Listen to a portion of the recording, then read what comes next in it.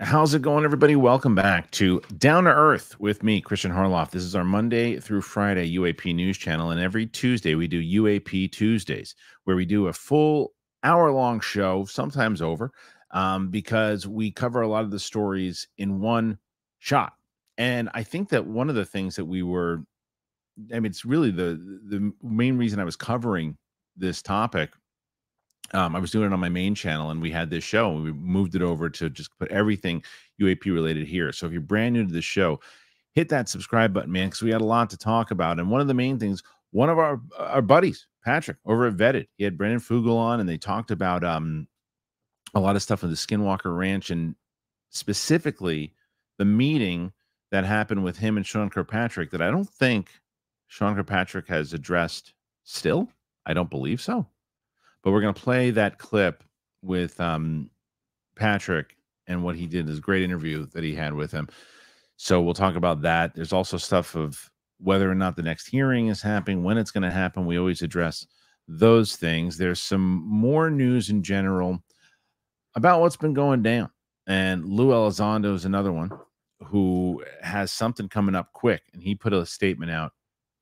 So let's get into it, man. We'll talk myself, Attack Peter. It's UAP Tuesday. Let's do it.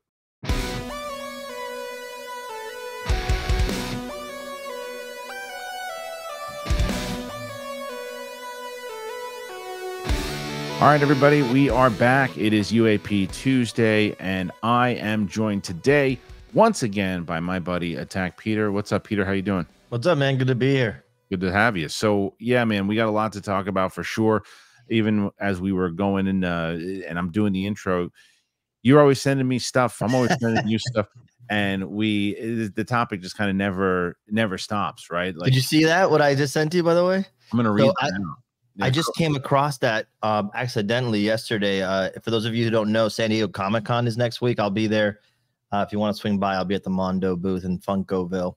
But yeah, Brandon Fugal is doing a panel 12:30 p.m. to 1:30 p.m. Thursday, which I thought was really interesting. It's called "Can You Keep a Secret? Unveiling the Secrets of the Skinwalker Ranch." And so I have no idea what it's about. I just thought it was really interesting to see those two worlds overlapping. So I'm going to try to get out there myself. Yeah, from what it says here is have you ever seen a UAP is what it says as far as the actual text itself. It says, are you witness something strange, unusual that you can't explain? Join the experts from the History Channel's hit series, The Secret of Skinwalker Ranch, including the current ranch owner, Brandon Fugal, for a panel discussing the motivations, inclinations, and secret findings taking place at one of the most infamous UAP and paranormal hotspots to ever exist. Located in Utah's Unita Basin and often referred to as UFO Alley, Skinwalker Ranch has been the site of decades of study surrounding numerous anomalous events and strange activities that have received worldwide media and government attention. So I think that's relevant. I'm glad that you sent that to me. It's relevant to kind of show this clip right now. Clip was pulled by a bunch of different people. It's a longer clip because Patrick spoke to him about the events. And if you're not clear or you don't know what happened, essentially, I think it was when Stephen Greenstreet did an interview with Kirkpatrick and asked him if he had ever met with Brandon Fugal, who said that he did, and was briefed on Skinwalker Ranch, to which Kirkpatrick said, no, if so, it wasn't. I don't think I met him. No, it's come to think of it, I didn't meet him. No, and if I did, it wasn't that particular thing. We weren't talking about Skywalker Ranch. And then Brandon Fugal basically showed receipts. There were pictures inside of the meeting itself with Kirkpatrick sitting right there. And Patrick asked him about it. He asked him about everything that kind of went down in that meeting. But before we show that clip, because it's a long one, let me ask you, Peter, have you heard anything? Has Kirkpatrick spoken out about that since it's happened? I haven't seen anything.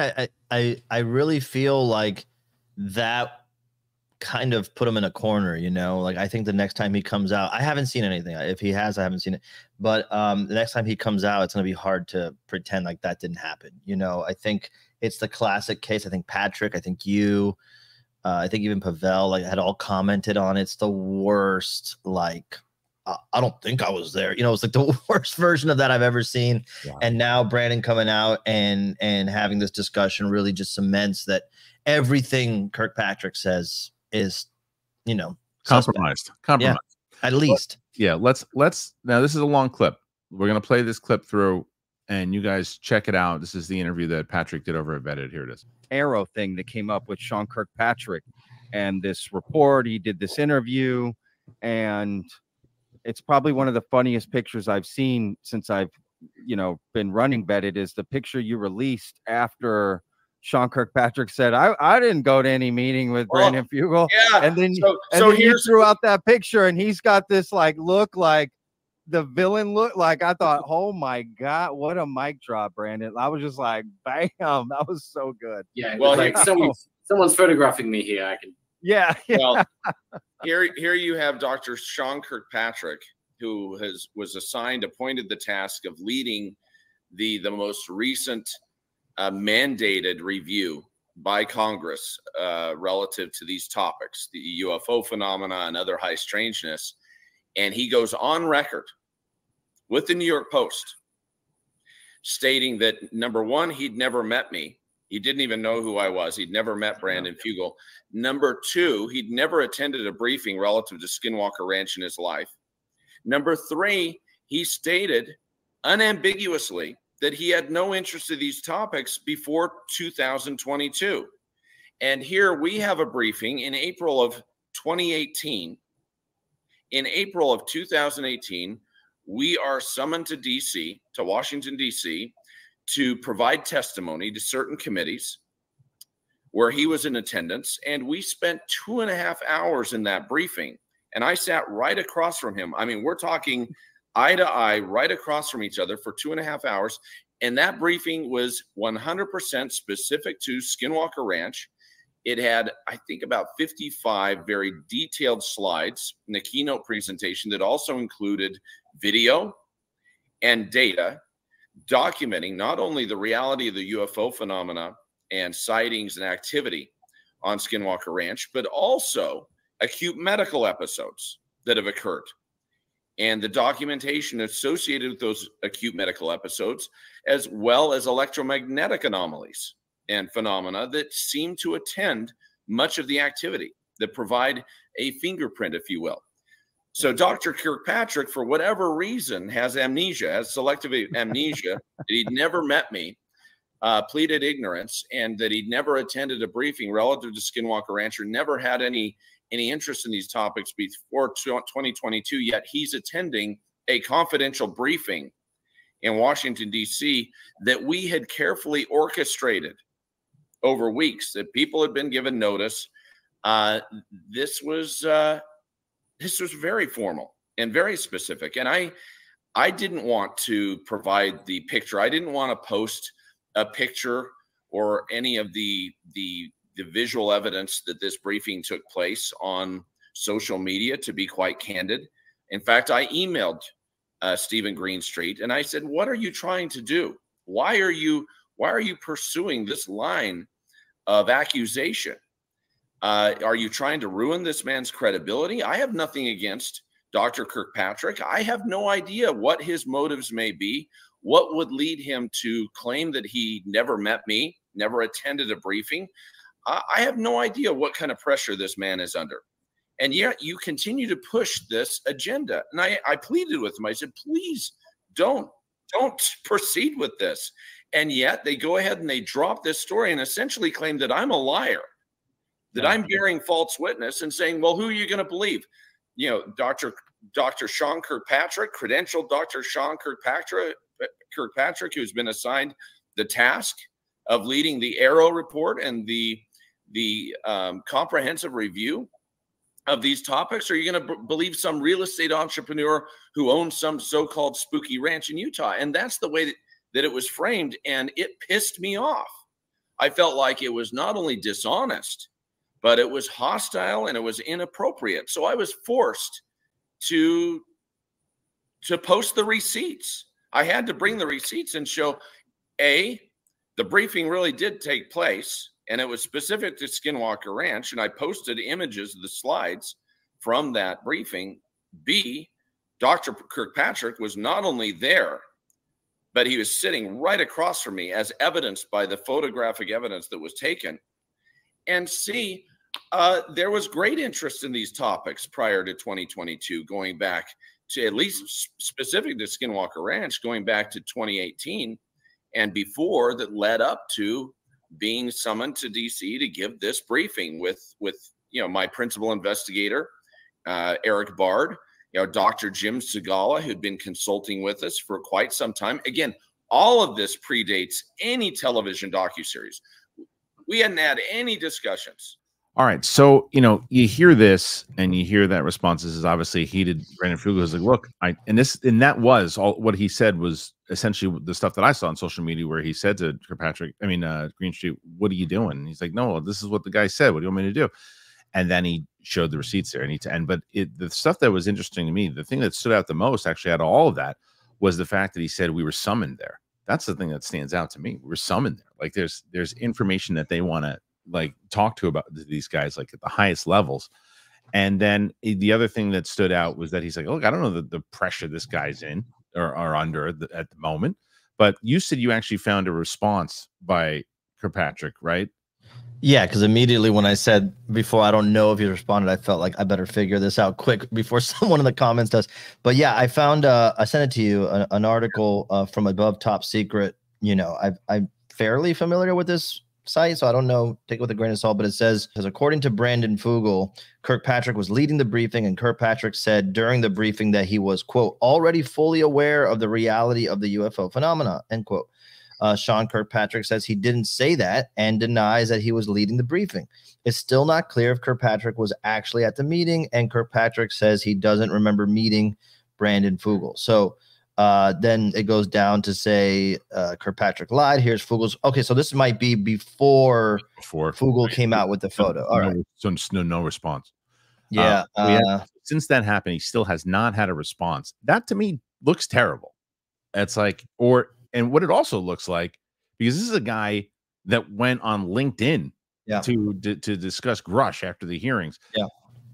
It seems like whoever that handler was that was following him around his weird press conference that he was doing at the end of the year last year, and that woman who kept saying hey, don't say that, don't say that. I feel like that woman or other people are going, hey, just go away now. Stop giving interviews. Don't say anything anymore.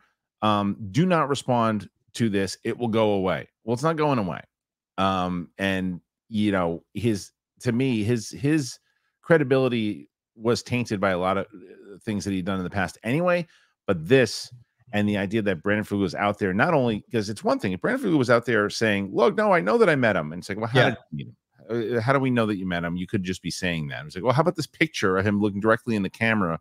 And they said, well, why is this picture even taken? It's not supposed to be. He's like, yeah, because I told my guy to take a picture in case something like this happened. And it was a smart move. Yeah, it feels like that Kirkpatrick is kind of like a tool, right? He's been, and I don't mean that in a disrespectful sense, but in a literal sense, like he's being used to have, to go out and move things around like a chess piece, right? And then by doing this, Fugal just takes that chess piece off the board. And my big takeaway after watching that clip is I think this is how things are going to come out. And what I mean by that is people who are respectful and respectable in their respective communities are going to be, challenged, have their credibility challenged when, insiders come out and are trying to discredit them indirectly. And so Brandon Fugal's, as he said, I wasn't going to come out and say this or that or the other. It's, until you put my name into question. And so Stephen Greenstreet probably unintentionally, pushed Brandon Fugal into the forefront to say, hey, I'm going to defend my name here and show you that I'm not full of it. And by doing that, we go, okay, then Kirkpatrick and everything he says is now suspect for sure. We thought so, but now we kind of have a solid idea. So I think that is a very, grassroots way of things changing is people drawing the line at their own characters being assassinated. And I think that every time that that's another reason why you haven't seen interviews with him. He can say it's to exhaustion, that he doesn't like doing media stuff, and it very well might be true. But the problem is now that every time that he does an interview, and if the interviewer does not ask them about this, it would be irresponsible at this point, right? I mean, say what you want about Greenstreet. He's the one he's the one that asked these questions and put this on the table in the first place, right? I don't necessarily love his approach to a lot of the things, the way he does things, but this was, I thought, the best case of journalism that I had seen from him in the way that he did it. Like he played it both sides. He asked the questions. He said, "Oh, I'll follow this up," and then he followed it up, and he even said it himself inside. He's like, "It seems like to me that the guy's not telling the truth," and then it just kind of, and even him, he's not getting any follow up from Kirkpatrick. So like whenever Kirkpatrick is on anyone's show moving forward, the first question is, "Hey, before we get started on this, do you have any response to that picture?" It's the first thing I would ask. Yeah, it's like whoever asked it first is going to have a very popular clip. You know, and again, like that's what I'm saying. Like his sole purpose was to provide credibility to maybe a counter narrative. And how can he do that now? Yeah, it's hard. I would recommend people go and check out Patrick's Patrick's channel in general on Vetted, but you should definitely check out that interview. He did a great job. Hey guys, thanks for watching the show. Really appreciate you being here. And I wanted to give you an opportunity to hear about somebody I love, and that's Factor. Factor, to me, the meals are just delicious. And with sunny days here, fueling up with Factor there's no prep, there's no mess meals. Meet your wellness goals in time for summer thanks to the menu of chef-crafted meals with options like Calorie Smart, Protein Plus. Factory's fresh, never frozen meals are dietitian approved, and they're ready to eat in just 2 minutes. So no matter how busy you are, you'll always find time to enjoy nutritious, great tasting meals. I cannot tell you guys, we have been working on this studio. We have been doing stuff, and Brett, who is here, if you don't know Brett is one of the best. He's a producer, and he works on this studio, and he's gotten it looking really, really good. Well, Brett gets hungry. I said, Brett, guess what? I got some good meals for you, and we got Factor. And Brett's been most energy I've seen him running around because he's been eating well with Factor. They have 35 meals and more than 60 add-ons to choose from every week, and you'll always have new flavors to explore. You got to treat yourself to restaurant-quality meals that feature premium ingredients like filet mignon, shrimp, and blackened salmon. So if you head to factormeals.com/DTE50, you use that code DTE50, you'll get 50% off your first box plus 20% off your next month. That's code DTE50 at factormeals.com/DTE50 to get 50% off your first box plus 20% off your next month while subscription is active. Get it. You'll thank me for it. I appreciate it. And speaking of Skinwalker Ranch and the stuff that they have on there, there's something that's going on in the Senate that could compromise the stuff that they have if it goes forward in its current form, and that of course is the Schumer and Rounds bill, right? And that was something that was addressed last year. I covered it on the channel the other day in a short news piece, and it essentially is that Rounds is putting forward this thing once again to try to get this potential bill passed, and not the gutted way, right? And so it's like both Mike Rounds and Chuck Schumer have revived their Unidentified Anomalous Phenomenon Act, which would directly involve the next president in a process that could reveal Earth is being engaged by advanced non-human intelligence. The process could reveal that the U.S. government and defense contractors possess these entities' craft, which are, according to the act, capable of transmedium travel, instantaneous acceleration, hypersonic speeds, and positive lift. That's alone for how anyone, and then I saw someone, I think it was either the UFO Joe or Michelangelo who asked the question, how come still, no one's asked them about this? Either one of them, Republican or Democrat, no one has asked them about this, that these guys are putting this kind of language into a bill that's coming out. And so my question is, I mean, I guess I have a lot of questions here for you, Peter, on this one, right? And the first is, do you think that, or let me rephrase it this way. What's the difference with passing it this year as opposed to trying to get it passed last year and Mike Turner and the rest of the crew blocking it? What's to stop that again? The same exact thing happening this year. I mean, I always assume that these things are, negotiations, right? So it's like if they want this passed for some reason, and I have to tell you, this Schumer and all them behind this, it makes me so skeptical of the legitimacy of it. I have to be honest. Why is that?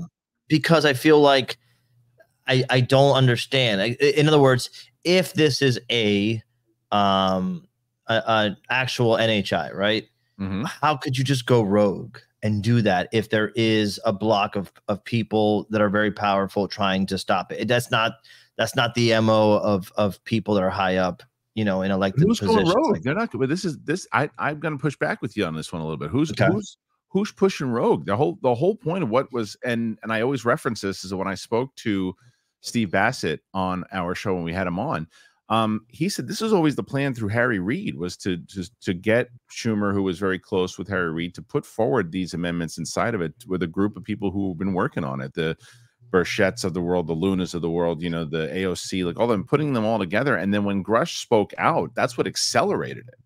Yeah, I feel like it's a co-op thing. In other words, like, and I hope I'm wrong, but I have this part of me that feels like them coming back and doing it again is just something about it that's co-op. Like, and if you take the narrative that some people are putting out there, that all of this is military technology they're trying to keep hidden from other, you know, countries and, you know, foreign powers, that it would incentivize our government or our military industrial complex to make people think that it's, you know, NHI. Yeah. And so that it would be more intimidating or something, or that they could say, hey, that wasn't us who, you know, destroyed your facility in that, you know, remote base. That was NHI. You know what I mean? Like, if you follow that narrative, it would make sense that an insider, a longtime Washington insider, would be championing a bill that labels it NHI. I'm not saying that's the case, and I'm not even saying I believe that. It just,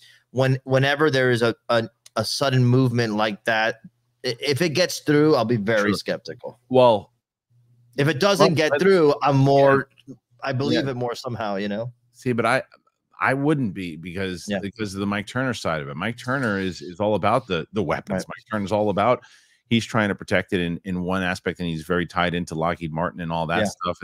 And if it was just one side, whether it was Republican or Democrat that was fighting for it, but they're both fighting for it, like, and but you could make the case that it's that military industrial complex owns both sides of the political spectrum. I mean, you know? sure, but the question, I mean, I understand what you're saying and how that could potentially, you know, influence things or use things to say, like, hey, look, this is what could happen if we don't. But I don't know. It doesn't seem like they're just trying to get the information out there first of what it seems more like. And I think the conversation, as I mentioned, to transition into this story, was that the eminent domain portion of it is what we've discussed at great lengths, even you and I last week. But you can see why Brandon Fugal would be like, well, no, we don't want that to happen, because then they could just confiscate all the stuff and all the work, and basically our show's in the toilet also, because if they start saying, like, hey, we want that, let us have that. So I guess I understand your skepticism. I really do. I just feel like, and by the way, my skepticism is more to keep my hopes in check. You know me, I want, one of my biggest regrets would be that if I live an entire life and I'm on my deathbed and we never find out what the answer to this question is, you know, and I hope that there is something out there that would hopefully be benevolent and usher our society into a better era. But, I just always am skeptical when there's government insiders, and I don't consider even I don't consider all of them the same. You know, like I don't. I can't remember his name now, though. You just mentioned him. Burchett. Burchett doesn't strike me as an insider like Schumer does. I mean, he's obviously inside, but it's not the same. And so I would have told you that. I would have agreed with you about a month ago, but after his comments about, well, he's a Democrat, that guy's playing one side of it, and it's like, and it's becoming, and I was really applauding the way he was going after it, but he's making it so partisan, it's kind of hard to take him seriously on some of this stuff. But like, which also makes me skeptical too. You know, it's like I just feel like it's a football, like any other issue, and at some point, if it reaches a fever pitch, you know, there was a time. Well, I don't want to get into it, but if it reaches a fever pitch where it has to be discussed, people are going to figure out how to manipulate the issue. 100% already is turning into that. But that's why I kind of applaud Rounds, because I think that Rounds is, to me, you know, he's on the Republican side of things, but it looks like he's putting these things forward. And I'm curious to what Burchett's response is now that someone on his own team is doing it, now that it's not Garcia doing it, now that it's him. it goes back to me saying that I don't think we're going to get any answer on any of this stuff until after the election. And once November hits and we find out whoever the president is, that's when we're going to get, and it even says that this is what they're trying to do. And I think that they're both, as you said, and I think rightly, is that I think both Rounds and Schumer are fighting for, well, hey, if my guy wins, then then this bill is basically going to say that during his administration, this is the stuff we want to happen. So if your guy wins, it does line up with the timeline, right? Where I think we've talked about it before, that everybody mentions 2027 as a pivotal year, right? Like, so if that's to be believed, if Seoul Conference, the leaked outline is to be believed, it all would line up that within the next administration, whoever it is, they'll have to, you know, have to weigh in on this finally.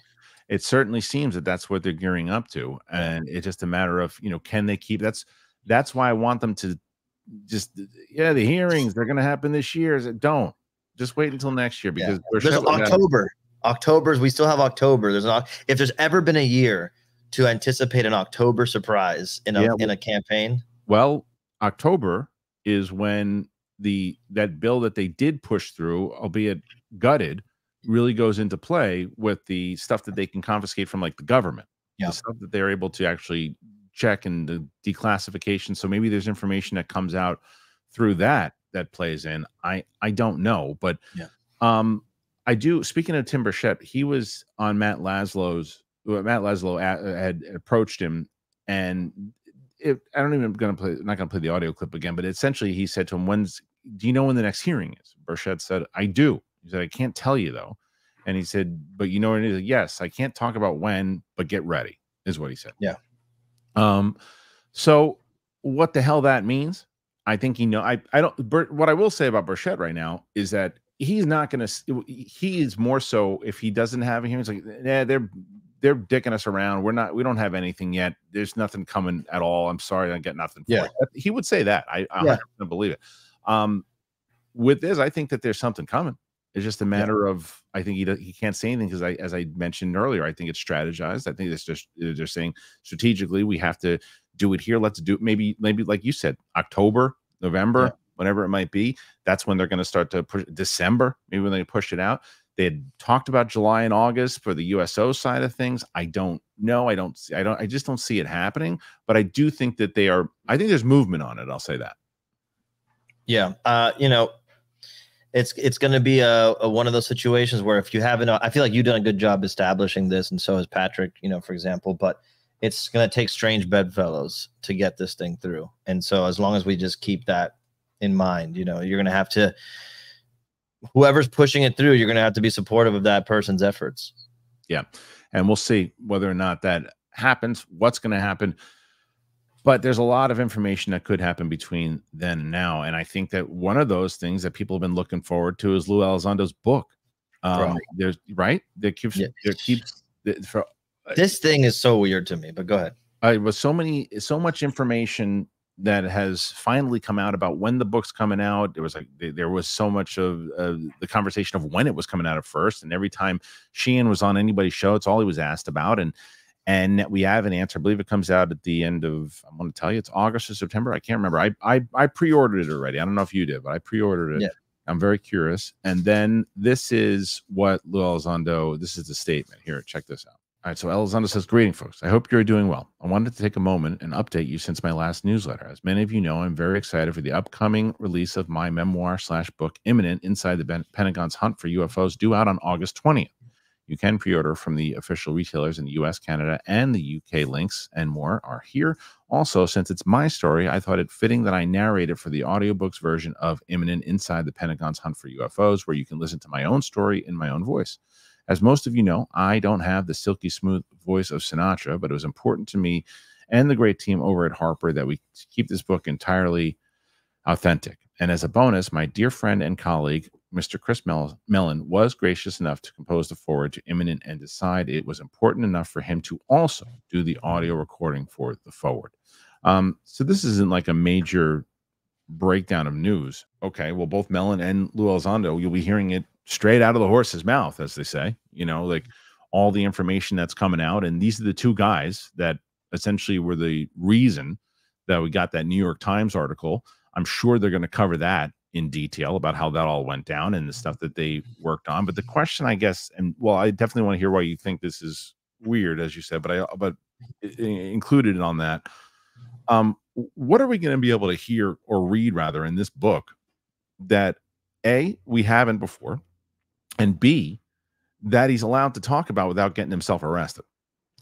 Yeah, I feel like I've been thinking about this a lot, and what I'm expecting is something akin to James Fox's documentary, which is a look inside to how the machine works.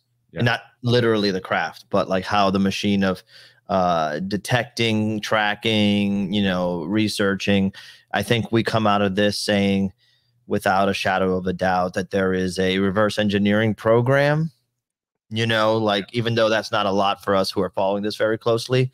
I think the point of this book is to go on a book tour and to acclimate, the reading audience, right? If wherever you would take this book on a book tour, to these notions. So I think it's probably just going to be a summation.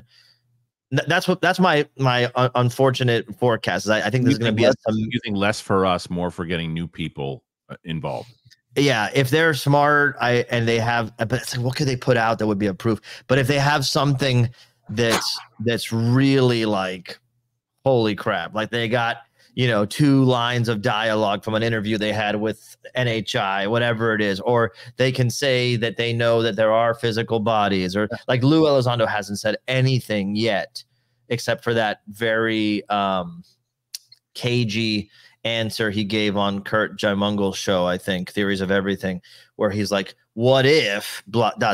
it's this, that, and the other. So if he comes out and says something to the effect of, forget the what if, it's this, that would be newsworthy in my opinion. That's my point, is what can he write without getting himself in trouble? And I think that's one of the main things that probably happened with the delays of the book. Me too. I'm going, well, no, you can't put that in there because that'll get you pinched. You can't put the book tour.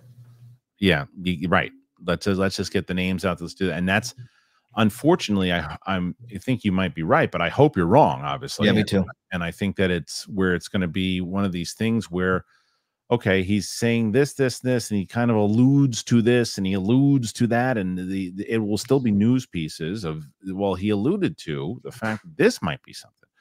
And what you want to hear is, those kind of like bad reference, but like when Britney Spears had all that stuff against Justin Timberlake, right? It's like when all that stuff, you're like, whoa, where'd that come from? That's a major, I mean, that's a TMZ headline, but it's still like, it's one of these things where you're like, whoa, it made headlines, and you're like, that's news. But to I guess be devil's advocate at that point, but then you have, that's one side of the story. Right. That's one side of the story. So the question is then, what's he going to be able to put out there in the same way that if they do another hearing, you can't just say, well, I heard from a guy who heard from a guy who told a guy that said to a guy that went to a guy that said this guy. You got to have exactly what you're saying. Well, when we were working there and the footage that I saw was this, and I don't think he's legally going to be able to do that. And I think it might be just a thing, like you said, let's just get the information out to more people.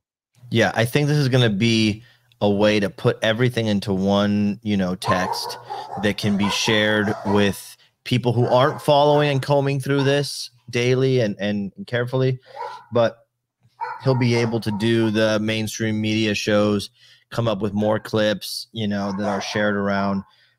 If he doesn't have, or if they, in this book, if they don't have personal anecdotes, I'm sorry if you hear my dog barking.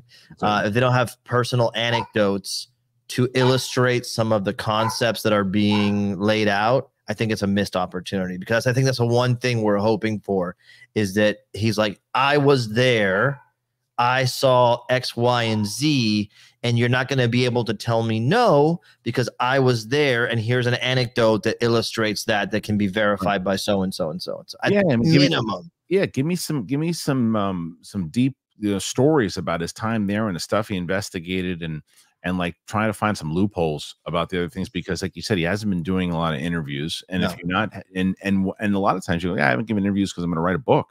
And if that's the case, like, I'm not going to tell you stuff that I am going to say in my book, because I know I can get more revenue for myself. Let's call it what it is. He's going to get himself because, and for people who, and what I will say is, and I'm going to back myself up as fast as I say it, but like, I don't think there's anything wrong for him to be trying to profit from this. And I'll tell you, of course not, because, but people will say, well, what are you talking about? Like, this is the, let me tell you the reasoning again, as I mentioned to you last week, that people aren't aware of, that there is not a budget to protect these people. There's not a budget, and if it is, it's like $1 million for and not just $1 million for Lue Lizondo. It's $1 million for everybody, Grush, everybody, any whistleblowers that come forward. That's nothing in the grand scheme of things. Where if you look at somebody who knows what Lue Lizondo's salary was before as a government employee and the benefits that he had that he no longer, or I don't believe has anymore, or the kind of money that he had before to support himself, his family, whatever. You got to find a way to do that. Now, if you can do that by putting your information out there and putting the truth out there, whether you believe him or not, he says this is truth. And if that's what he's fighting for, then why shouldn't he? And if it's a book that you're going to get more information out of, why shouldn't he profit from it? I don't understand the logic behind people saying he shouldn't. Not only that, but think of how many like revenue streams he's closed himself off of. Right. You know, in terms of his career and his time in the government. You think he's going to be able to join some agency now or be like, I mean, what can't he do now? So the way I look at something like this, and the way I always look at somebody who's making an attempt to do something outside of the mainstream and releases a product, whether it's a book or a shirt or whatever it is I just go, you know, you're crowdfunding someone's campaign to do something outside of the mainstream that most people won't do because they know they might lose their opportunity to have a livelihood, you know. So that's how I see these things. Yeah, I totally agree with you, and I think that you know, and the same can be said about even doing this show. Exactly. You know what I mean? Like, it's like people, when I stand by the fact every day that the conversation needs to be had, the conversation needs to people continuously need to talk and support other people and all that. But in the same way that when I'm putting in, and if you see, and people are watching the show, when there's a sponsor on the show, it's so I can continue to do this, and I can continue to wake up and say, okay, my job today is to be able to do a video about this thing, and I can also be able to say to my family, hey, I went to the grocery store today. I was able to get food. Yeah. Otherwise, it becomes like an indulgent thing, right? Like it becomes and then you have to be careful with how much time you're taking away from your ability to actually provide. Yeah, I think that gets lost from time to time, that time is not, you know, an infinite resource, and that people like us have to make sure, you know, we have all those things checked. And sometimes even sticking your neck out there and doing something like this. I'm sure when you started, there was a little trepidation, like, am I going to get, you know, and catch any, you know, crap from people in the other industry from doing this? But I didn't even think about it, to be honest. Oh, well, good for you, the man. No, I understand the question, but no, because I think it's because I've been doing it long enough. So like people, I still get people going, oh, why are you doing that? I had a close friend of mine who's like one of my closest friends I've known since kindergarten. He's like, oh, I saw you doing UFO stuff. He's like, you don't believe in that stuff, do you? I'm like, yeah, I very much do. And I said, and I followed that up with, how much do you know about it? Right. To which he didn't know anything. He didn't know about the hearings. He didn't know about the stuff. He didn't know about all that. And then he's like, oh, wow, I should check that out. And he's going to watch like one part of it. But it's like, but there are things that people That's what the book's for, by the way. 100%. Well, I hope not. But you might be right. But what I will say is that, and I think you get defensive. People get defensive a lot of times. Me, the audience, you, everybody. Where I did a thing recently where I said to people, you know, if we did either Patreon or memberships on this channel, what would people prefer? And I saw some people comment, well, if you're going to start charging for the stuff you're already doing, then I'm not subscribed to this channel anymore. I'm like, I didn't ask you if I was going to keep doing. I'm going to continue to do exactly what I'm doing. I'm asking you if I did bonus content. Right. I did bonus stuff where you have the option to say, no, I'm just going to stick with watching your daily videos that I do, and my life doesn't change and your life doesn't change. You're doing exactly the same thing. But if I want bonus content, but people automatically get so defensive and like, well, why are you charging us now? I'm like, not charging you for anything. I'm adding bonus content for extra time if I was going to do that, because we're going to do memberships on the channel, and it's not taking, right? That's this show's not changing. The daily shows aren't. If I'm going to do more time, I was like, well, maybe if people want to do bonus things to where I can do like, you know, stuff where people actually can join in live and do certain things. So it was like, well, we can try to do that. So we're going to implement that. But you have to, you know, it's like Like, you know, it's an opportunity cost. People, I think most people understand, but you know, for those who have trouble understanding, it's like you have to, if you're spending time doing that, you're providing a service ultimately. Yeah, but it's a connection. It's also connecting to the people who want to do it. Yeah, yeah. Where like where if people are connecting and want to buy Lue's book and they're spending the money to do it. Now, I'll read it and I'll go, oh, this is all stuff I knew already. Oh, dude, we have to do. Are you kidding me? We have to do a round table the day that book drops, and like have like the reading club every day that week. We're breaking down a chapter. I think that we should do something where it's like me, you, Riley, and Pavel all 100% about like this thing in general, and be like, okay, what did you guys? Well, it's just going to be hard for Riley to read it. He's got an infant. Oh, the audiobook. That's true. That's true. That's what that's for. The new dads. Well, there you go. The Lue Lizondo sweet rhythms. And by the way, the idea that he doesn't think his voice, he has like the best voice for this type of book. You know what I mean? Like I want someone. He sings chapter 11. That's what he sings. He's got sound effects in the background. That'd be hilarious. It's hilarious. And then I think the last thing we will do a shorter episode today, but we're going to play this clip. At least I say that, and we can wind up riffing on this thing for a while. But this is a clip I wanted to play. All right, from the Engaging the Phenomena podcast. Now, this is Jim Simovan talking about the UFO phenomenon and why it might be preventing UFO disclosure. Check this out. But do you think that the phenomenon or phenomena, you know, however you want to look at it, are the architect of the secrecy? It's something. The answer, I don't know, but the within certain circles now, that's the discussion is that the government may be being prevented from discussing this or being told not to do that. One of the things I brought up before, you know, I was on a podcast not too long ago. I think I went to the Stars podcast, and I said, well, you know, what if the phenomena? I mean, the phenomena doesn't do anything, right? It just shows itself whenever the hell it wants to. It's completely unpredictable. It tells you what it tells you, doesn't give you any proof of anything. It teases you, it cajoles you, it scares you, it terrifies you, but you can't bring it home to meet the parents, right? I mean, it's not something where they do the formal handshake. It's not landing anywhere and saying, hey, I'm Klaatu, right? And I'm here to, send you a message, right? They're not doing that. It's not doing that. And you have to ask yourself, why isn't that happening? And if, so people get mad at the government and, they say, well, the government should be letting all this information out. Well, shit, blame the phenomenon. That's what I'm doing. I mean, more so than the government. That's the one that's not sharing. And does it have a good reason? Does it even deal with reason? Is reasoning even a part of its existence? We don't know. We have no idea. They could be so far advanced that, they look at us as microbes, and well, okay, here's a development of a microbe, that we developed years and years ago. Do we give it another level of consciousness? It's a crazy point, and a point that I've definitely thought of many times over, in the fact that, like, we think in this idea of like, well, how come they're not showing up? It's like, do you have a conversation with an ant? Right. You know what I mean? Do you sit down and say, hey, guys, just want to let you know, I know you're here. We know you're here, and you guys are walking around and eating all the food and doing all that stuff. But I just want to let you, let's have a conversation. Check us. Look at me, this big stupid thing. I'm here. How's your existence? It's like, there's just things. They're things. We don't need to show these stupid things, like that they're that high advanced that they can do these things. But we can't, as human beings, we can't even fathom that, because we're the smartest thing on this planet. And I always say that, what if we're the dumbest? Yeah, no, I think I often think about this point when I consider that we serve some purpose to a higher intelligence, right?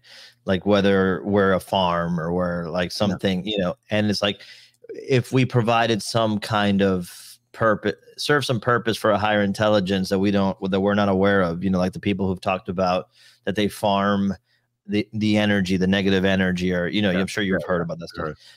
Why would you interfere with it except for to improve the yield of the farm, you know, of the harvest? If that's the case, they're probably eating like kings right now. I'll tell you that. I was gonna say, like, this is the best. They're eating well if that's the case. Right. But my point is, like, if you were a farmer and you had a flock, you'd probably at this point know exactly what to do and how much involvement to have to keep things on track and how much to back off to make sure other things happen. You know, you don't get involved probably when two animals are mating, you know, to produce blow offspring. themselves up and cost us some food. If If the cows start trying to nuke each other, you're like, no cows, put the nukes down. What's your read on this guy, Sammy Van, by the way? Do you have one? I know you've seen a bunch of stuff. I have too, and I know his To the Stars affiliation, but do you have a general read on him? No, I mean, look, that particular opinion, I think he is a valid opinion to have. I mean, sure, no, I have no problem with the opinion. Where he says, like, I don't know. I mean, he referenced it with, like, I'm not sure, but yeah, why would you blame the government when you could blame you know, the phenomena itself? Now, the answer to that question is because there's a lot of people who don't even know or think that there is a phenomenon. So that's that, and if there's information that is guaranteeing that they can prove, well, look, it is a phenomenon. That's why I would blame the government. So the answer, to what he was saying, this is what I would have countered with that is, well, no, what I'd like the government to say is there is a phenomenon, there is this thing, and they won't tell us crap. And we've had contact. We know that they're out there. It's the existence of it is that, like, if you're the government, you have proof that there's existence. That's why we blame the government, because they have proof. They're not telling us about it. And then what is it actually, and why aren't these things? That's the next phase of pointing fingers. 100%. Yeah. I agree with that. I've just seen so many articles or interviews with him, and his MO always seems to be, well, what if this and what if that? And if I gave him the benefit of the doubt, it'd be that he's doing some kind of like teacher-student strategy that I used to see other teachers and even myself I would do when I was a teacher, which is like kind of trying to usher or shepherd a student down a line of thinking to see what they come up with, you know. And so sometimes when I hear him talking, I get that impression that he's doing like he's doing a strategy like that. Like, you know, it's like there probably is. I mean, what if there was an intelligence out there that can, you know, control the environment and put thoughts into your head? Is something I've heard him say in the past. I'm like, that's such a specific thing for someone who doesn't know to throw out there, you know, and notions like that would definitely put me on a path of thinking that I wasn't on before. If I was on the path of it's little green men from outer space, a notion like that would cause me to think bigger, right? And so I think, not to accuse him of anything. In fact, maybe he's quite benevolent in his actions. But it feels like that. It feels like him, like I said with that quote from what's his face on Kurt Jamungel's show. We were just talking about his book, and man, my memory's gone. Lue Lizondo. They do these things where it's clear that there's a loophole that if they say "what if" in front of a sentence, they can't be punished for it. But they can say a major what if statement and at least get the ideas out there. So that's what I think of something like Jim Semivan and this point right here that he's making. Yeah, I bet you it is something that they discuss without the what if. Yeah, I mean, that's what that's why I get so frustrated. What I will say is that when reporting on this every day, or talking about this every day, I should say, talking about this every day, that's where a lot of this frustration comes from. Because 9 out of 10 times it's like, well, they think that maybe it could be this, or it potentially could be that, and they're hoping they could be able to do this, and someone says this, and there's rumors that this, and it's this is and for anybody who's following this I mean, hell, man, you've been following it longer than me. I've really been paying attention to it for the last year or so. There's people who've been following it for 50, 60 years that are probably like, this, what are you talking about? It's like when somebody like people who've been living in LA, where I was for a long time, when it hits 45 degrees, going, oh, it's the coldest it's been. And then me, what I'm about to feel in you know, January and February, going, oh yeah, I forgot what the Arctic almost feels like. Exactly.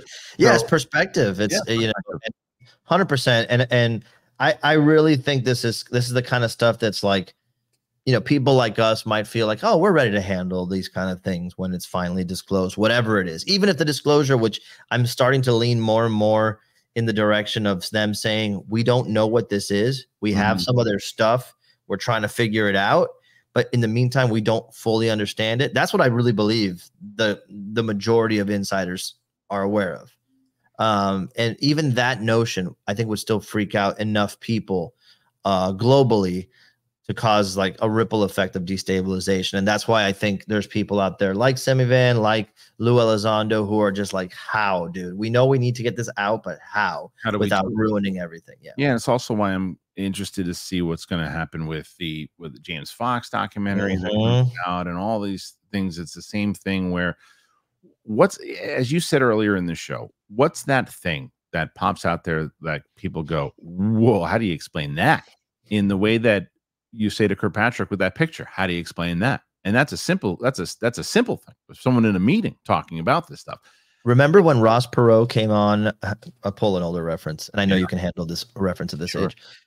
Remember when Ross Perot came on and bought an hour of time during the election? Right. That is what it's going to take. I would love something like that, but that's what it's going to take. A rich person, with serious stuff that he's been keeping, and he's just finally going to go, this is it. This is my like. Well, that's what people keep pointing fingers towards Musk, but it's like I don't think he's the one. It's going to be like a Bigelow and a Musk team up or something. Musk knows so much more than he. And I can't remember who said it, but I thought it was so accurate in when you think about it. It's like, you know, he's got his SpaceX program that you could see if someone was like, hey, look, we're going to let you do all the stuff you want to do in space, and you want to pay us money to do this, we'll help you out, we'll do this, we'll give you our information, but the deal is all the stuff that you see that you ain't supposed to talk about, you don't talk about it, or we pull your mother effing contract. Dude, remember how long he was out there before he was a politicized character? You know, like I mean, there was a moment where everybody loved Elon Musk, remember? Yeah. And then he became like a political football where now, you know, he's on one side or the other on issues. But I think before that, he was probably privy to a lot of stuff. You know, and he's still privy to a lot of stuff. I still think he is. And I still think that because of the contracts and the things that he's gotten, he doesn't want to lose it for certain things. It's like, exactly. He's probably one of the players against the eminent domain.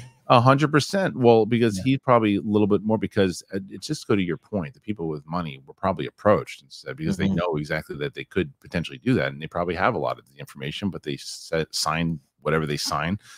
And who knows? But again, that turns into tinfoil hat stuff. It does. And that turns into conspiracy theories and things. So we just don't know. In the same way that we're talking about people that are like, well, they say this could be.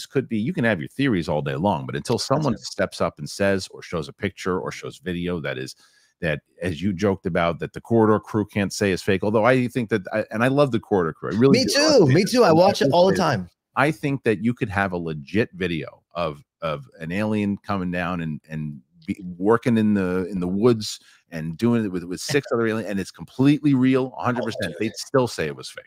Dude, we're at a weird nexus point where every time I see something, this is just me speaking personally, every time I see something on the internet now that's a video that's any like wild at all, I have this reaction where I go, was this AI? Which is fair to say at this point. I mean, look, there was it's for casual things. It's not like UFO stuff. It's just like to further your point. I saw this on a movie facts thing, and I didn't know there was a movie that. What's that movie? Wasn't it where Eddie Murphy played the dad to father-in-law, potential father-in-law to Jonah Hill? Yes, it was recent. So they did because they had the actress and Jonah Hill had such a bad chemistry. They did an AI thing to fake a kiss. Are you serious? That's what I just saw on some fact from movie facts or something, and it was like, I'm like, that's the kind of stuff that they're doing now. And that's today. Imagine, look at what the CD player was to how we listen to music today.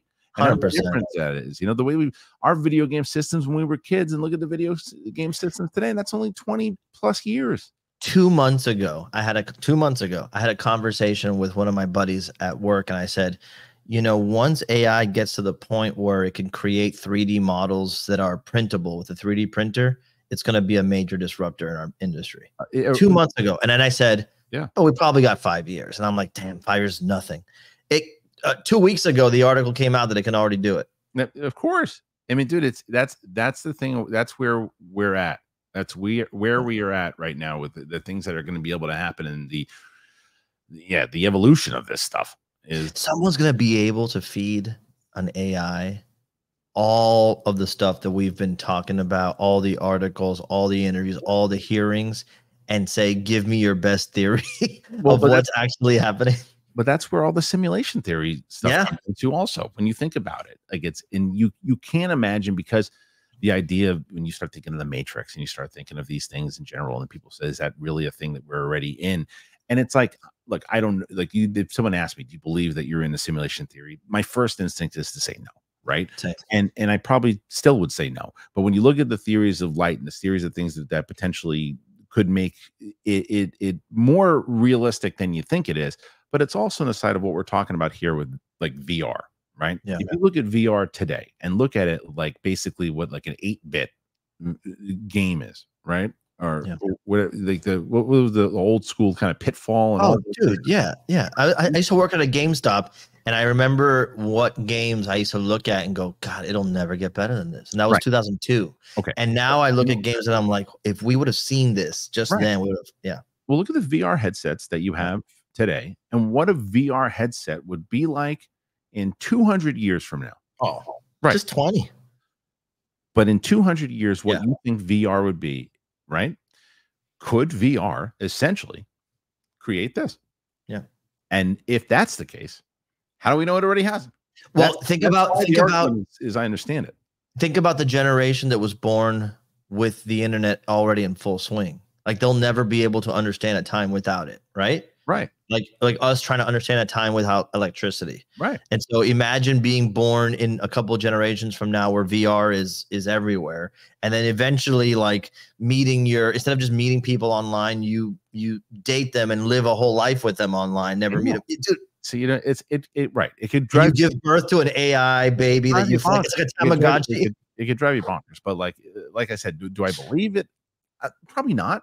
Yeah. But I don't poo-poo anything right away, Peter. Not anymore, because there's so much craziness when you really start to think about it, how it could play. But anyway, all right. Well, thank you once again, my friend, for being here. I know you're going to San Diego Comic-Con. Where can people find you at Comic-Con if they're going? Oh, dude. Well, since there might be a lot of crossover because of people following you, I'll be at the Mondo booth for the majority of the time, which is all the way by the Funko booth, which is that giant center on edge of the convention center. But I got a few panels I'm going to be on. We have a Mondo panel on Thursday, which is the 25th at 4 p.m. Pacific time, room 6DE. Then we have a panel on the Friday, which I don't think I can say what it is yet. And then on the 27th, the Saturday, I'm doing a panel with all the toy YouTubers. If you didn't know, I'm in the entertainment world making cool toys and posters and stuff. So we're going to be talking about that. Yeah, make sure you check him out because he's got a lot of great stuff going on. And then, are you going to the Brandon Fugal thing? You're going to try to? I'm going to try to. Honestly, like I don't know what to do. I want to check it out. Yeah, introduce yourself. I need one of those mics with the boxes. Yeah, he told me he was going to do the show. Then really? Yep. Ghosted me. I will FaceTime you and hand the phone to him. How about that? That won't be annoying at all. No, he ghosted. He's a busy guy. He's a busy guy. But anyway, it was a pleasure having you on the show, man. And we'll look forward to hearing about Comic-Con. For sure. Thanks, man. All right, guys. So make sure that you are hitting that. Well, first of all, put your comments in there. Any of the topics that we discuss here on the show, want to hear your thoughts on it. Click that like button. Subscribe to the channel. As always, it helps out the show tremendously. Trying to get to 30,000 subscribers. We're on Apple Podcasts. We're on Spotify. We're on the Down to Earth feed. We're doing shows here Monday through Friday, the news pieces, and then we do this one on Tuesday itself. So thank you to Peter. Thank you to you guys. We'll see you on the flip side. Bye-bye.